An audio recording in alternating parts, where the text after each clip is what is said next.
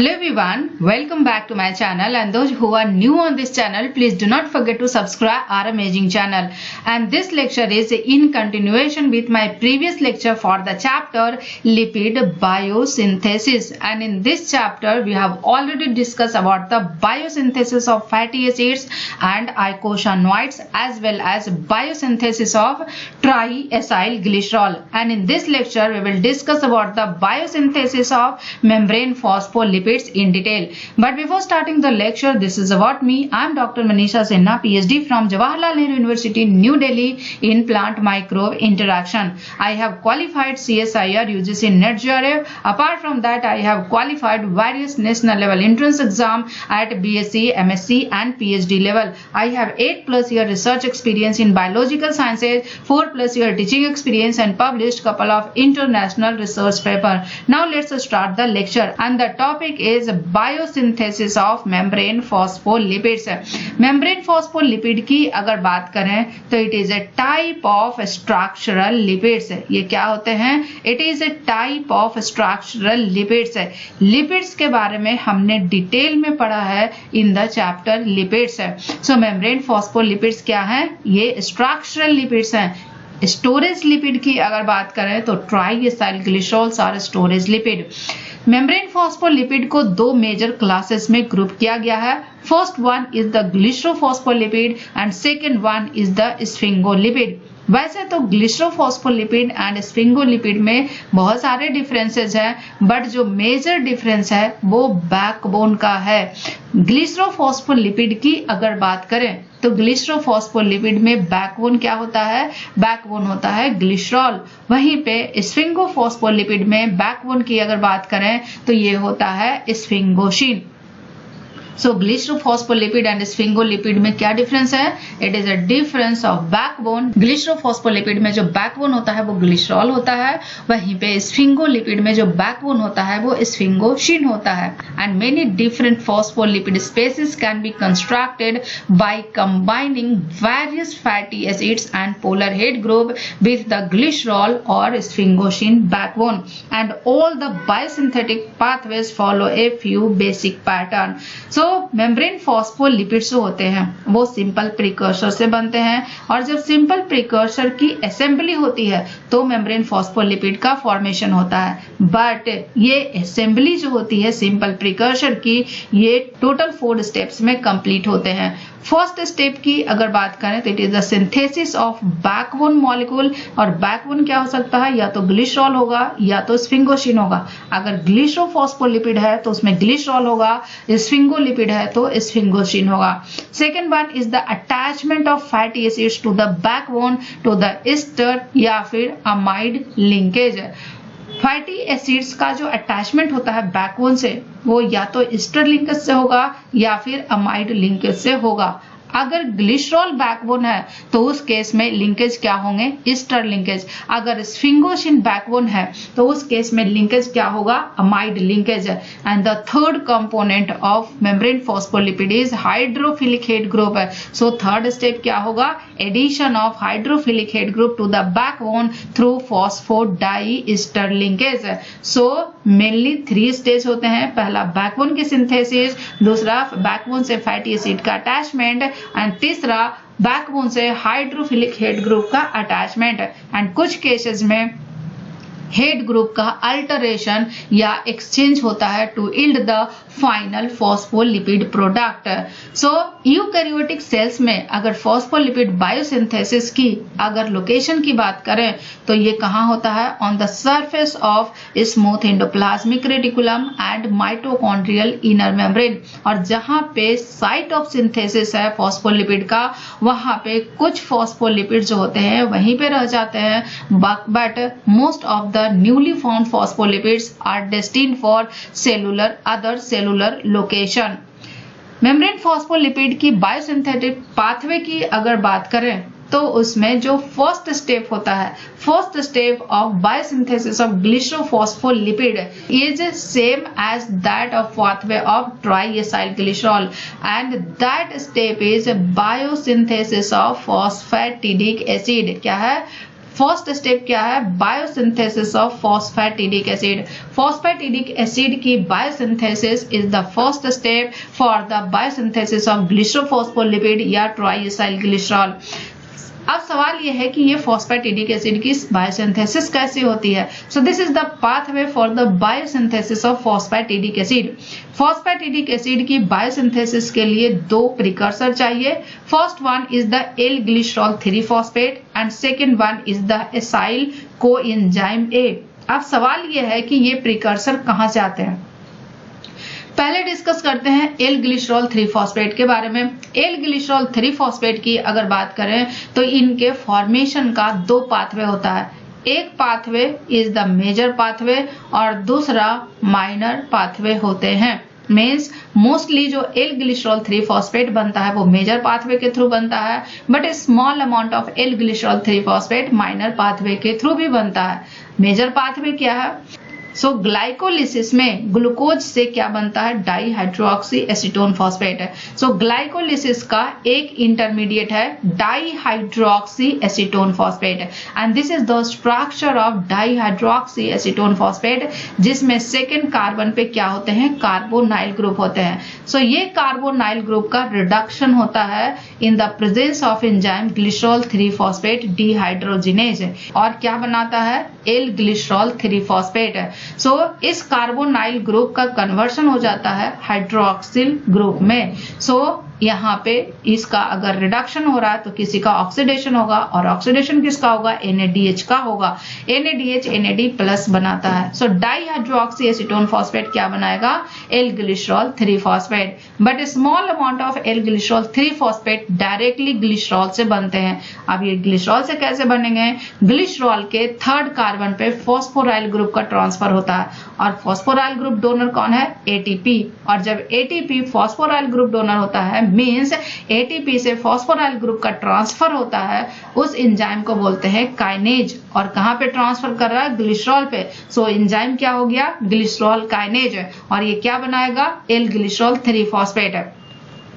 Now the second precursor is acyl coenzyme ए। अब ये acyl coenzyme ए कहां से आएगा, एसाइल कोएंजाइम ए फैटी एसिड से बनेगा। फैटी एसिड्स का एक्टिवेशन होता है और इसको हमने डिटेल में पढ़ा है beta oxidation of fatty acids में। जब beta oxidation of fatty acids होते हैं तो उनका एक्टिवेशन होता है और एक्टिवेशन कैसे होता है, कोएंजाइम ए के अटैचमेंट से होता है। सो फैटी एसिड्स में कोएंजाइम ए का जब अटैचमेंट होता है तो ये क्या बनाता है, फैटी एसाइल कोएंजाइम ए।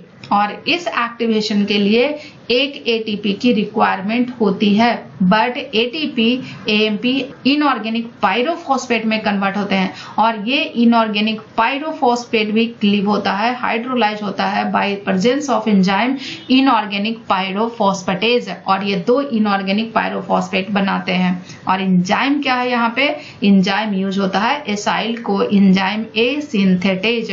सो यहाँ पे क्या बनेगा, यहाँ पे बनेगा एसाइल कोएंजाइम ए। अब दो प्रिकर्सर रेडी हो गया। ग्लिसरॉल 3 फॉस्फेट के first carbon and second carbon पे क्या है, OH ग्रुप है। अब इस OH ग्रुप पे एसाइल ग्रुप का अटैचमेंट होता है बाई ईस्टर लिंकेज। किस लिंकेज से, ईस्टर लिंकेज से, क्योंकि इसमें हाइड्रोक्सिल ग्रुप है और इसमें कार्बोक्सिल ग्रुप है। सो फर्स्ट कार्बन के OH पे एंड सेकेंड कार्बन के OH पे एसाइल ग्रुप का अटैचमेंट होता है बाई ईस्टर लिंकेज और ये क्या बनाता है, phosphatidic acid. And this phosphatidic acid is the parent compound for triacyl glycerol या फिर ग्लिसरोफॉस्फोलिपिड। अब इस फॉस्फेटिडिक एसिड से कैसे बनेगा glycerophospholipid. So this is the structure of phosphatidic acid. Phosphatidic acid के थर्ड कार्बन पे क्या है, फॉस्फेट ग्रुप है और इससे क्या होंगे, हेड ग्रुप का अटैचमेंट होता है। हेड ग्रुप सेरीन हो सकता है, कोलिन हो सकता है, इथेनॉल एमीन हो सकता है। सो फॉस्फेटिडिक एसिड के थर्ड कार्बन के फॉस्फेट पे जब हेड ग्रुप का अटैचमेंट होता है तो वो क्या बनाता है, वो बनाता है ग्लिसरोफॉस्फोलिपिड। लेकिन जब ट्राई एसाइल ग्लिसरॉल बनाना होता है तो ये फॉस्फेट ग्रुप रिमूव होता है और वो बनाता है 1,2-डाई एसाइल ग्लिसरॉल, और इस थर्ड कार्बन के OH पे एसाइल ग्रुप का ट्रांसफर होता है and again enzyme is acyl transferase, तो ये क्या बनाएगा, ट्राई एसाइल ग्लिसरॉल। सो ग्लिसरोफॉस्फोलिपिड का जब फॉर्मेशन होता है फॉस्फेटिडिक एसिड से, तो फॉस्फेटिडिक एसिड के थर्ड कार्बन पे जो फॉस्फेट है वहां पे सिंपली हेड ग्रुप का अटैचमेंट होता है। अब हेड ग्रुप का अटैचमेंट कैसे होता है? So this is the structure of diacyl glycerol and this is head group and this is phosphoric acid. Diacyl glycerol के थर्ड कार्बन पे क्या है, OH है, हेड ग्रुप पे भी OH है। अब ये डाईएसाइल ग्लिसरॉल का जो OH है और इस फॉस्फोरिक एसिड पे भी 2 OH है, क्योंकि फॉस्फोरिक एसिड का फॉर्मूला क्या होता है, H3PO4। क्या होता है, H3PO4। अब ये जो OH है, डाईएसाइल ग्लिसरॉल का OH है, ये दोनों के बीच में क्या बनता है, लिंकेज बनता है। At that linkage is Easter linkage, but यहाँ पे वाटर मॉलिक्यूल का रिमूवल होता है। सिमिलरली हेड ग्रुप का OH एंड फॉस्फोरिक एसिड का जो OH है उसमें भी ईस्टर लिंकेज बनता है और यहाँ पे भी एक मॉलिक्यूल वाटर का रिमूवल होता है। सो जब डाईएसाइल ग्लिसरॉल एंड फॉस्फोरिक एसिड के बीच में ईस्टर लिंकेज बनता है and phosphoric acid and head group के बीच में ईस्टर लिंकेज बनता है, तो ये फाइनली क्या बनाता है, ग्लिसरोफॉस्फोलिपिड। बट यहाँ पे 2 इंपॉर्टेंट पॉइंट है, this is one Easter linkage, this is another Easter linkage, but यहाँ पे कार्बन नहीं फॉस्फोरस है, इसीलिए इसको फॉस्फोडाई ईस्टर लिंकेज बोलते हैं। फॉस्फोडाइस्टर लिंकेज और कहाँ होता है, फॉस्फोडाइस्टर लिंकेज होते हैं न्यूक्लिक एसिड्स में, जहाँ पे 2 न्यूक्लियोटाइड्स कनेक्टेड होते हैं बाय फॉस्फोडाइस्टर लिंकेज। सो ग्लिसरोफॉस्फोलिपिड्स में जो डाईएसाइल ग्लिसरॉल है वो उससे हेड ग्रुप अटैच होता है, किस चीज से, फॉस्फोडाइस्टर लिंकेज से। किस चीज से, फॉस्फोडाइस्टर लिंकेज से। अब इंपॉर्टेंट पॉइंट ये है कि ये जो ईस्टर लिंकेज है, इस ईस्टर लिंकेज का फॉर्मेशन इतना आसान नहीं होता है। ईस्टर लिंकेज बनाने के लिए पहले इनको क्या करना पड़ेगा, इनको एक्टिवेट करना पड़ेगा। अब एक्टिवेशन या तो डाईएसाइल ग्लिसरॉल के जो OH है उसका होगा या फिर हेड ग्रुप का एक्टिवेशन होगा। सो यहाँ पे हेड ग्रुप अटैचमेंट के लिए 2 स्ट्रेटजी है। This is the first strategy and this is the second strategy. Strategy 1 की अगर बात करें तो स्ट्रेटजी 1 में डाईएसाइल ग्लिसरॉल का एक्टिवेशन होता है, वहीं पे स्ट्रेटजी 2 की अगर बात करें तो वहां पे हेड ग्रुप का एक्टिवेशन होता है। और यहाँ पे एक्टिवेशन के लिए क्या यूज करते हैं, एक्टिवेशन के लिए यूज करते हैं nucleotide that is cytidine diphosphate. क्या यूज करते हैं, साइटिडीन डाईफॉस्फेट यूज करते हैं फॉर द एक्टिवेशन। क्या यूज करते हैं, CDP। CDP is the cytidine diphosphate and this is the structure of cytidine diphosphate। Strategy 1 में क्या होगा, ये जो CDP है, CDP डाईएसाइल ग्लिसरॉल के जो थर्ड कार्बन पे OH है उससे अटैच होता है और ये क्या बनाता है, CDP डाईएसाइल ग्लिसरॉल। वहीं पे स्ट्रेटजी 2 में CDP डाईएसाइल ग्लिसरॉल के साथ अटैच नहीं होता है, CDP हेड ग्रुप के OH ग्रुप के साथ लिंकेज बनाता है और हेड ग्रुप के साथ अटैच होता है। ये डिफरेंस है स्ट्रेटजी 1 में एंड स्ट्रेटजी 2 में। स्ट्रेटजी 1 में CDP किससे अटैच होगा, डाईएसाइल ग्लिसरॉल से, लेकिन स्ट्रेटजी 2 में CDP अटैच होता है हेड ग्रुप से। अब जब CDP डाईएसाइल ग्लिसरॉल से अटैच हो गया है तो यहाँ पे हेड ग्रुप का OH फ्री होगा।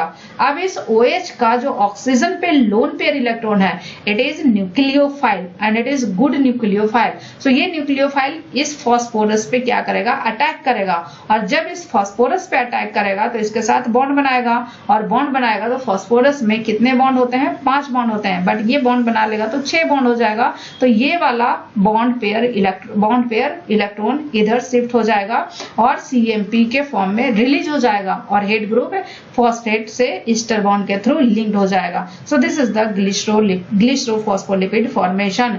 स्ट्रेटजी 2 में जो CDP होता है वो हेड ग्रुप के साथ अटैच्ड होता है। सो उस कंडीशन में जो 1,2-डाइसल्ग्लिसरॉल के थर्ड कार्बन पे OH है, ये न्यूक्लियोफाइल की तरह काम करेगा। कौन? जो ऑक्सीजन का लोन पेयर इलेक्ट्रॉन है, ये लोन पेयर इलेक्ट्रॉन न्यूक्लियोफाइल की तरह काम करेगा और इस फास्फोरस पे अटैक करेगा। जब इस फास्फोरस पे अटैक करेगा तो ये CMP के फॉर्म में रिलीज हो जाएगा और ये CDP और ये डाइसल्ग्लिसरॉल हेड ग्रुप के साथ अटैच हो जाएगा बाई फॉस्फोडाइस्टर लिंकेज और ये क्या बनाएगा? ग्लिसरोफॉस्फोलिपिड। सो फॉस्फोडाइस्टर बॉन्ड जो होते हैं फॉस्फोलिपिड्स में बनाने की 2 स्ट्रेटजी है, बट दोनों में एक चीज कॉमन है। वो कॉमन क्या है? CDP का अटैचमेंट।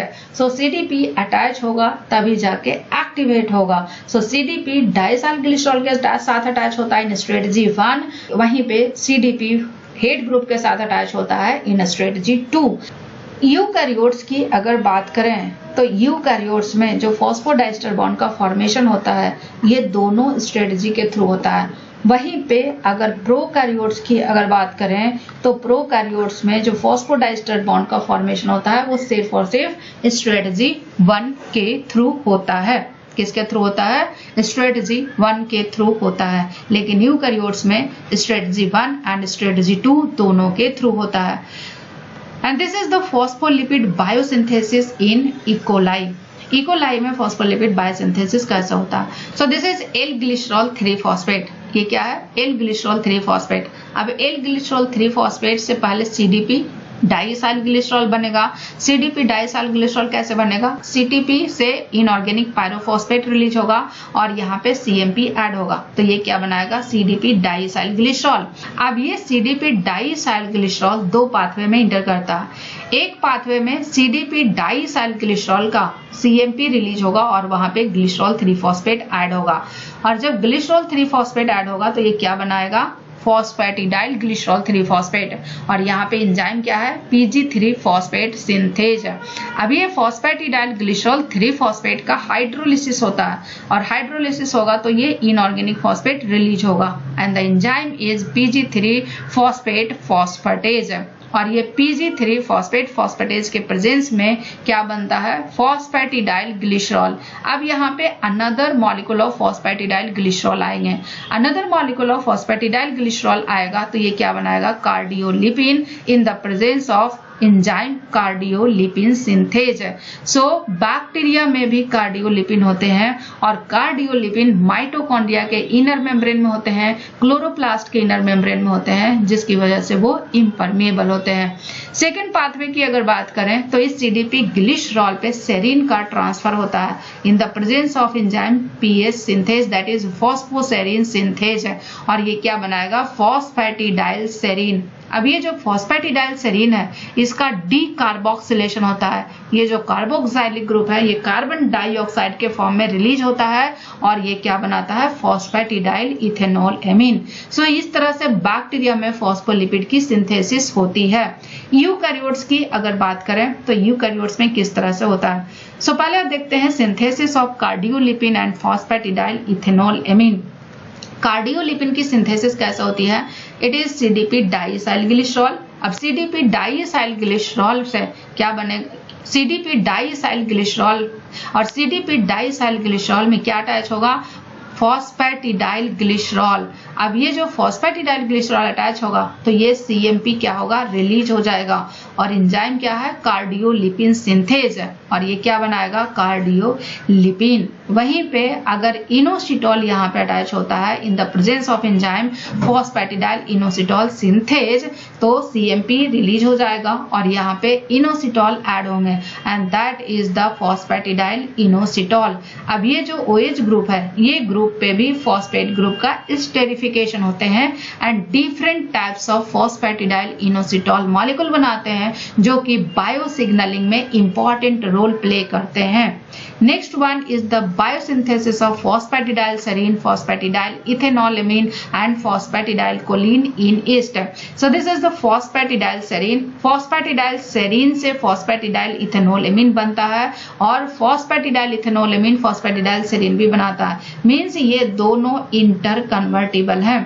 फॉस्फेटिडाइल सेरीन का जब डीकार्बोक्सिलेशन होगा तो क्या बनाएगा, फॉस्फेटिडाइल इथेनॉल एमीन, और फॉस्फेटिडाइल इथेनॉल एमीन से फॉस्फेटिडाइल सेरीन भी बनते हैं। फॉस्फेटिडाइल इथेनॉल एमीन पे अब मिथाइल ग्रुप का ट्रांसफर होगा इन the presence of enzyme methyl transferase, और यहाँ पे मिथाइल ग्रुप डोनर क्या होगा, मिथाइल ग्रुप डोनर होता है एस एडिनोसाइल मिथियोनीन, और जब मिथाइल ग्रुप डोनेट होगा तो ये क्या बनाएगा, phosphatidyl choline. So this is the biosynthetic pathway for phosphatidyl serine, phosphatidyl ethanol amine and phosphatidyl choline in eukaryotes. Phosphatidyl choline की सिंथेसिस जो होती है मैमल्स में डायरेक्टली कोलिन से भी होती है। So this is the structure of choline. Choline का फॉस्फोराइलेशन होता है in the presence of enzyme choline kinase. यहाँ पे फॉस्फोराइल ग्रुप है, फॉस्फोराइल ग्रुप डोनर क्या है, एटीपी, और ये क्या बनाएगा, फॉस्फोकोलिन। अब फॉस्फोकोलिन पे सीटीपी का फॉस्फोकोलिन पे सीडीपी का ट्रांसफर होता है। सीडीपी कहाँ से आता है, सीटीपी से, and the enzyme is CTP choline cytidylyl transferase, और ये क्या बनाएगा, सीडीपी कोलिन। अब ये जो सीडीपी कोलिन है इस पे डाइसाइल ग्लिसरॉल ट्रांसफर होता है in the presence of enzyme CDP choline diacyl glycerol phosphocholine transferase, और यहाँ पे सीएमपी रिलीज हो जाते हैं। क्या रिलीज हो जाते हैं, सीएमपी रिलीज हो जाएंगे, और यहाँ पे डाइसाइल ग्लिसरॉल का अटैचमेंट होगा, और ये क्या बनाएगा, फॉस्फेटिडाइल कोलिन। सो यूकैरियोट्स में phosphatidyl serine, phosphatidyl choline and phosphatidyl ethanol amine inter convertible. So mammals में फॉस्फेटिडाइल कोलिन डायरेक्टली कोलिन से बनते हैं by this pathway. Now this is the summary of the pathway to phosphatidyl choline and phosphatidyl ethanolamine. This is the mammals and this is the pathway in mammals and this is the pathway in bacteria and yeast. mammals की अगर बात करें तो mammals में Colin से directly phosphatidyl Colin बनता है। सो Colin से पहले क्या बनेगा, सीडीपी कोलिन। अब इस सीडीपी कोलिन पे डाइसाइल ग्लिसरॉल अटैच होगा तो क्या बनाएगा, फॉस्फेटिडाइल कोलिन, और यहाँ पे सीएमपी रिलीज होते हैं। वहीं पे ethanol amine CDP ethanol amine बनाता है, और CDP ethanol amine phosphatidyl ethanol amine बनाता है। अब इस फॉस्फेटिडाइल इथेनॉल एमीन पे मिथाइल ग्रुप का ट्रांसफर होता है तो भी फॉस्फेटिडाइल कोलिन बनाता है। सो मैमल्स में ये दोनों पाथवे के थ्रू फॉस्फेटिडाइल कोलिन बनते हैं। वहीं पे बैक्टीरिया नेस्ट की बात करें तो सीडीपी डाइएसाइल ग्लिसरॉल पे जब सेरीन का ट्रांसफर होता है तो फॉस्फेटिडाइल सेरीन बनाता है। अब इस फॉस्फेटिडाइल सेरीन का डीकार्बोक्सिलेशन होगा तो फॉस्फेटिडाइल इथेनॉल एमीन बनाएगा। Phosphatidyl ethanol amine phosphatidyl serine का इंटर कन्वर्शन भी होता है बाय हेड ग्रुप एक्सचेंज। अगर फॉस्फेटिडाइल इथेनॉल एमीन है तो यहाँ पे सेरीन आएगा तो सेरीन फॉस्फेटिडाइल सेरीन बनेगा, लेकिन फॉस्फेटिडाइल सेरीन का जो सेरीन एक्सचेंज होगा इथेनॉल एमीन से तो वो क्या बनाएगा, phosphatidyl ethanol amine. So this is the summary of the pathway to phosphatidyl choline to phosphatidyl ethanol amine. Plasmalogen synthesis की अगर बात करें तो plasmalogen synthesis requires formation of an ether linked fatty alcohol. Plasmalogens की characteristic feature क्या है कि ये है ether linked fatty acid, ether linked phospholipids, and biosynthetic pathway of ether lipid including plasmalogens and platelet activating factor involves displacement of a sterified fatty acyl group by a long chain alcohol to form ether linkage. Means जब प्लाज्मेलोजेन या ether linkage fatty acid की synthesis होती है तो उसमें जो esterified fatty acyl group होते हैं उनका डिस्प्लेसमेंट होता है किसके द्वारा, बाय लॉन्ग चेन अल्कोहल के द्वारा। Head group attachment follow by mechanism essentially like those used in the formation of common ester linked phospholipids. And finally, characteristic double bond of plasmalogens is introduced by the action of mixed function oxidase, and it is similar to that responsible for desaturation of fatty acids. And peroxisome is the primary site of plasmalogen synthesis. So plasmalogen की synthesis कहाँ होता है? peroxisome में. अब सवाल ये है कि ये किस तरह से होता है. So this is the dihydroxyacetone phosphate and this is fatty acyl coenzyme A. fatty acyl coenzyme A से acyl ग्रुप है कहाँ अटैच होगा? डाईहाइड्रोक्सी एसीटोन फॉस्फेट के फर्स्ट कार्बन पे जो OH है उससे बाई ईस्टर लिंकेज, और ये क्या बनाएगा? 1 एसाइल डाईहाइड्रोक्सी एसीटोन 3 फॉस्फेट है. अब ये जो ईस्टर लिंक्ड एसाइल ग्रुप है इसका डिस्प्लेसमेंट होगा बाई सैचुरेटेड फैटी अल्कोहल. अब ये सैचुरेटेड फैटी अल्कोहल कहाँ से आएगा? सैचुरेटेड फैटी अल्कोहल आएगा saturated fatty acyl coenzyme A से. Saturated fatty acyl coenzyme A का क्या होगा? ऑक्सीडेशन होगा, दैट इज डिसैचुरेशन. इसका क्या होगा? रिडक्शन होगा. और रिडक्शन में किसका रिडक्शन होगा? जो कार्बोक्सिलिक ग्रुप होते हैं उसका रिडक्शन होता है. और रिडक्शन के लिए NADPH की रिक्वायरमेंट होती है. 2 NADPH यूज होंगे एंड कोएंजाइम A इससे रिलीज होते हैं और ये कार्बोक्सिलिक ग्रुप OH में कन्वर्ट होता है. So this is the saturated fatty alcohol. अब ये सैचुरेटेड फैटी अल्कोहल इस ईस्टर लिंक्ड एसाइल ग्रुप को क्या करेगा? रिलीज करेगा, डिस्प्लेस करेगा. और यहाँ पे ईथर लिंक्ड एसाइल ग्रुप और यहाँ पे ईथर लिंक्ड एंड यहाँ पे ईथर लिंक्ड और यहाँ पे ईथर लिंक्ड और यहाँ पे ether linked long chain alcohol का और यहाँ पे long chain alcohol ether link के द्वारा लिंक्ड हो जाएंगे. अब जो नेक्स्ट स्टेप होगा, ये जो कार्बोनाइल ग्रुप है इसको रिड्यूस करना है. इसको रिड्यूस कैसे करेंगे? रिड्यूसिंग के लिए यहाँ पे रिड्यूसिंग कोएंजाइम आएगा. रिड्यूसिंग कोएंजाइम इसको रिड्यूस करेगा इन the presence of enzyme 1 alkyl dihydroxy acetone 3 phosphate reductase. और ये क्या बनाएगा? 1 अल्काइल ग्लिसरॉल 3 फॉस्फेट है. Now the next step is, यहाँ पे जो OH ग्रुप है इस OH ग्रुप पे एसाइल ग्रुप का अटैचमेंट होगा बाई ईस्टर लिंकेज. और यहाँ पे एसाइल कोएंजाइम A आएगा और यहाँ पे अटैच होगा बाई ईस्टर लिंकेज. और ये क्या बनाएगा? 1 अल्काइल 2 एसाइल ग्लिसरॉल 3 फॉस्फेट. अब यहाँ पे हेड ग्रुप का अटैचमेंट होगा. हेड ग्रुप कौन सा है? Ethanol amine. अब यहाँ पे इस फॉस्फेट से हेड ग्रुप का अटैचमेंट होगा बाई ईस्टर लिंकेज. और ये क्या बनाएगा? ये बनाएगा अल्टीमेटली प्लाज्मैलोजेंस. क्या बनाएंगे? Plasmalogens by introduction of double bond in long chain alcohol. और डबल बॉन्ड का इंट्रोडक्शन कैसे होता है?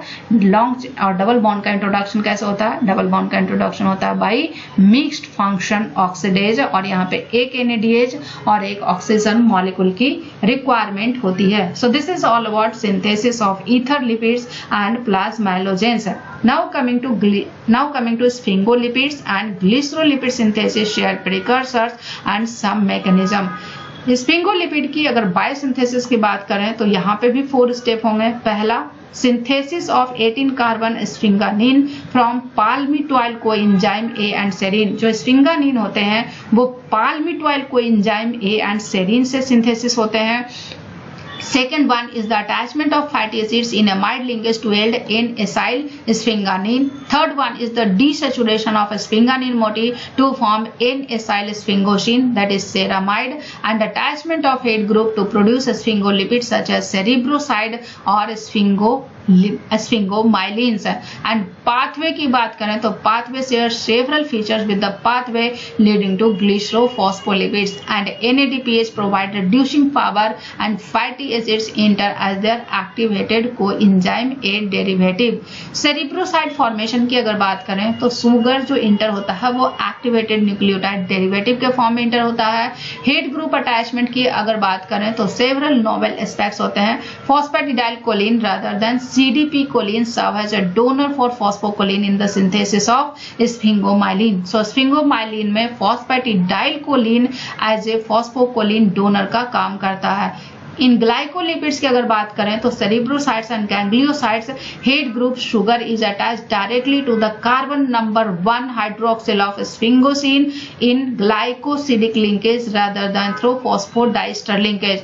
शुगर डोनर की अगर बात करें तो यहाँ पे शुगर डोनर होते हैं यूडीपी शुगर, या फिर वो यूडीपी ग्लूकोज हो सकते हैं, या फिर यूडीपी गैलेक्टोज हो सकते हैं। So this is the palmitoyl coenzyme and this is the serine. Palmitoyl coenzyme and serine मिलके क्या बनाता है, बीटा कीटो स्फिंगानीन, और यहाँ पे एक कार्बन डाइऑक्साइड मॉलिक्यूल रिलीज होता है और इसका अब रिडक्शन होगा। किसका रिडक्शन होगा, बीटा कीटो स्फिंगानीन का रिडक्शन होगा, और रिडक्शन के लिए रिड्यूसिंग कोएंजाइम यूज होंगे, दैट इज NADPH, और ये बनाएगा क्या, स्फिंगानीन। अब ये जो स्फिंगानीन है इस पे फैटी एसाइल कोएंजाइम में एक अटैचमेंट होता है तो ये बनाता है N-एसाइल स्फिंगानीन। अब इस N-एसाइल स्फिंगानीन का इन the presence of mixed function oxidase यहाँ पे डबल बॉन्ड इंट्रोड्यूस होता है और ये क्या बनाएगा, सेरामाइड कंटेनिंग स्फिंगोसिन। अब यूडीपी ग्लूकोज को डोनेट करेगा और ये यहाँ पे ग्लूकोज ऐड होंगे और ये सेरिब्रोसाइड बनाएंगे। वहीं पे फॉस्फेटिडाइलकोलिन कोलिन को कंट्रीब्यूट करता है और ये क्या बनाता है, स्फिंगोमाइलिन। पोलर लिपिड्स की अगर बात करें तो they are targeted to specific cellular membranes. So phospholipid की सिंथेसिस कहाँ होती है, on the surface of smooth endoplasmic reticulum, और वो क्या होते हैं, पोलर लिपिड होते हैं, इंक्लूडिंग ग्लिसोफॉस्फोलिपिड, स्फिंगोलिपिड, ग्लाइकोलिपिड्स।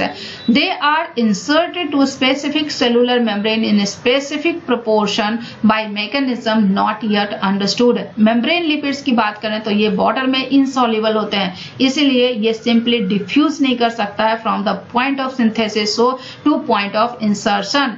इसीलिए ये किस तरह से जाता है, ये मेम्ब्रेन वेसिकल्स के फॉर्म में जाता है from the site of synthesis to site of insertion. और ये वेसिकल्स बनते कैसे हैं, ये वेसिकल्स बनते हैं by budding from the Golgi complex and then moved and fuse with the target membrane. Cytosolic proteins also bind phospholipids and sterols and transport them between cellular membranes. These mechanisms contribute to the establishment of characteristic lipid compositions of organelle membrane. So this is all about biosynthesis of membrane phospholipids, and in my next lecture we will discuss about the biosynthesis of cholesterol, steroids and isoprenoids. So stay tuned for this lecture, and if you have any doubt and query, please leave comment in the comment section, and please do not forget to like, share and subscribe the channel, and thank you very much.